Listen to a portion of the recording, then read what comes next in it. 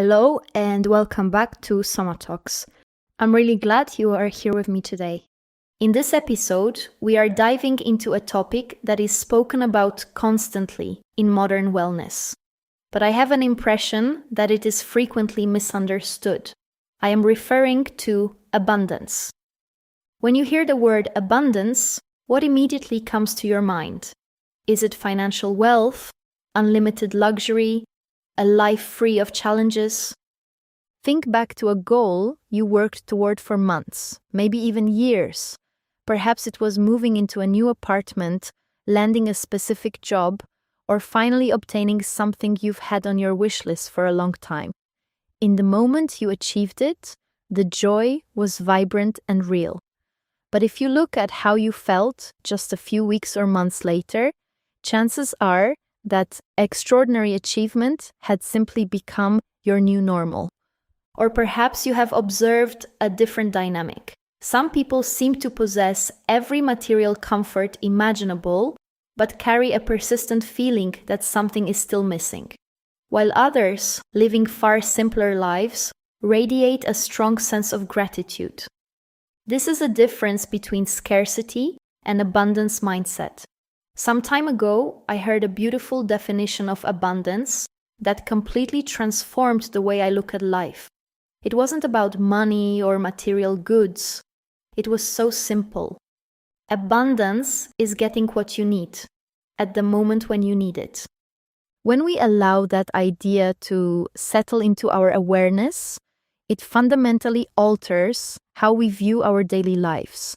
It invites us to step off the continuous treadmill of chasing more and brings us directly into the beauty of now. Over the course of our time together today, we are going to explore how modern psychology, neuroscience, ancient yoga philosophy, Buddhism, and practical wisdom all point toward one central truth. True abundance is not about having more, it is about recognizing enough. It is starting from a state of wholeness rather than scarcity. To truly understand abundance, it helps to first look at how our culture has redefined it, and then strip away those misperceptions. If you open a standard dictionary, abundance is defined as an overflowing quantity or a plentiful supply. Because we live in a culture centered around productivity and growth, we have naturally attached those definitions to tangible items. Endless accumulation, luxury, financial excess, continuous consumption, and physical possessions. Psychologically and spiritually, however, true abundance operates in a completely different way. Abundance is the lived experience of recognizing that life already contains far more richness than we usually notice. There is a profound difference between abundance and excess. Excess arises from a place of wanting to fill a hidden void by constantly adding external objects or accomplishments. Excess is driven by anxiety that if we stop collecting, we will somehow be left behind. Abundance, on the other hand, is a state of awareness. It is a relationship with reality where we actively notice the value, beauty, and resources already present around us. When we shift our perspective in this way, abundance stops being a distant finish line that we have to constantly hunt down. Instead, it becomes a perceptual muscle, a capacity for deep appreciation that we can cultivate every single day. To ground this concept in our everyday experience, let's explore the two primary forms that abundance takes: tangible and intangible. Tangible abundance consists of the physical, measurable resources that support our baseline survival and comfort. This includes nourishing food, a safe and warm shelter, access to healthcare, financial stability, tools that simplify our lives, and concrete opportunities for career or personal growth. These tangible elements are important. Having our fundamental physical needs met creates a real physiological sense of safety within our body and nervous system. However, modern culture conditions us to measure our entire worth and progress almost exclusively through tangible metrics, while completely overlooking our intangible abundance. Intangible abundance is the profound richness of our internal and relational lives. It includes the depth of love and trust in your relationships, genuine friendships and meaningful conversations, the luxury of unstructured time and restorative rest, intellectual curiosity, creativity, and the joy of learning, daily laughter, lightness, and emotional safety, inner peace, presence, and a connection to nature, sense of purpose, wisdom, and self-awareness. When we pause to conduct an honest audit of our lives, many of us discover that while we might be actively working on our tangible goals, we are already exceptionally wealthy in intangible ways. And research consistently demonstrates that it is precisely these intangible elements, our connections, our inner peace, our presence, that contribute most directly to long-term health, happiness, and well-being. If intangible abundance is all around us, why is it often so hard to feel it? Why does our mind so naturally drift toward what is missing? The answer lies directly in the evolutionary blueprint of the human brain. For hundreds of thousands of years, our ancestors survived by remaining hyper-aware of potential threats and resource shortages.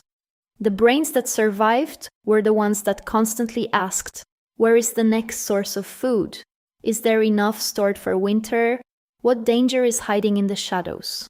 Neuroscientists call this evolutionary adaptation the negativity bias. Our brain is naturally wired to scan the horizon for problems, lacks, and potential losses. It is a survival mechanism designed to keep us alive, not necessarily to make us feel deeply content. When this evolutionary survival mechanism runs unchecked in modern society, it creates a persistent scarcity mindset.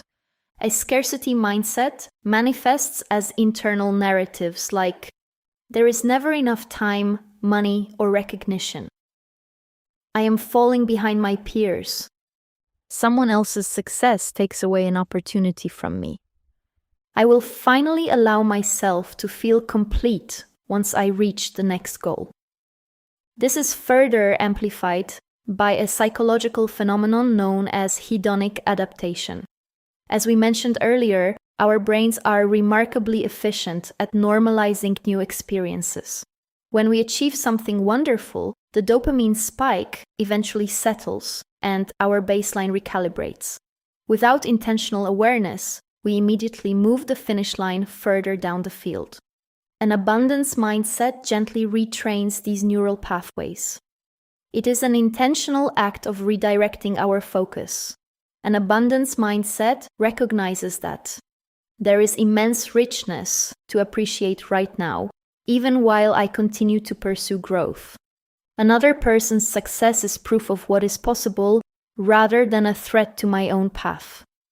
Gratitude for the present and ambition for the future can coexist in perfect harmony. Practicing an abundance mindset is not about ignoring life's real difficulties or pretending everything is perfect. Rather, it is expanding our awareness so that we can clearly see the real support and beauty that exists alongside the challenges. This brings us to the emotional and spiritual heart of our episode, the realization of wholeness. So many people spend their entire lives operating under an unconscious assumption. I am currently incomplete, and if I accumulate enough achievements, wealth, status, or love, I will finally become whole. Modern spiritual teachers such as Eckhart Tolle frequently remind us that true abundance is not the process of becoming whole. It is the realization that we were never fundamentally broken or incomplete to begin with. Ancient Eastern traditions offer us frameworks for cultivating this awareness. In yoga philosophy, we find the core concept of santosha, which translates directly to contentment. Santosha is not a passive resignation or giving up on life. It is an active, joyful appreciation of what is present right here, right now. It is the practice of anchoring ourselves in the richness of the current moment while remaining open to whatever unfolds next. Yoga philosophy also introduces aparigraha, or non-grasping. Aparigraha teaches us that when we cling frantically to outcomes, possessions, or status, we create tension within our bodies and minds. When we learn to engage with life with open hands, we enjoy things fully without living in fear of losing them. Similarly, Buddhist philosophy sheds light on the relationship between attachment, craving, and contentment.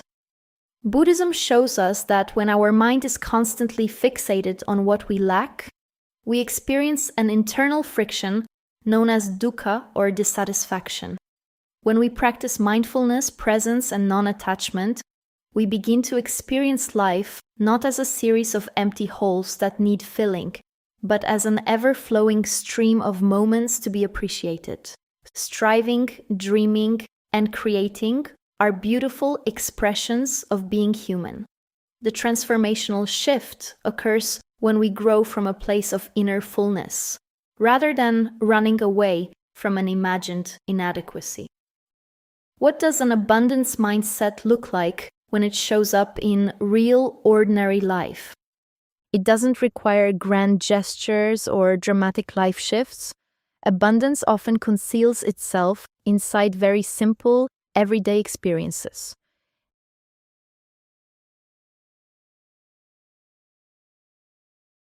Giving a friend your complete uninterrupted presence during a conversation, feeling the movement of your body as you walk, feeling authentic, warm joy when someone in your circle succeeds.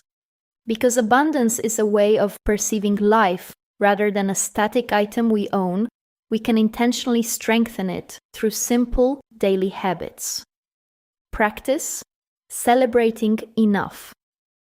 At the end of your day, take a moment to write down 3 simple things that were completely sufficient: a nourishing meal, a clear phone call, a moment of rest. Engage in micro-generosity. Generosity is one of the most powerful signals you can send to your nervous system that you have plenty. Share your appreciation, offer a sincere compliment, or give a few minutes of your time to help someone else. Somatic presence. Whenever you feel the anxiety of scarcity creeping in, return to your body. Take 3 deep conscious breaths. Feel the physical support of the chair beneath you or the ground under your feet. Returning to your body grounds you immediately in the present moment. Celebrate others. When you notice someone else achieving something wonderful, mentally offer them congratulations. Recognizing that success is not a limited resource expands your own sense of possibility. Maybe abundance has never been waiting somewhere off in the distant future after the next achievement or milestone. Maybe abundance has surrounded us all along, asking only that we slow down enough, breathe deeply enough, and become present enough to notice it. Perhaps abundance isn't having everything. Perhaps abundance is realizing that in this very moment, life is already offering us exactly what we need to take our next step. Thanks for being here with me today. I hope you liked this episode, that it resonated with you somehow. And until next time. Soma Talks, Agata Deras.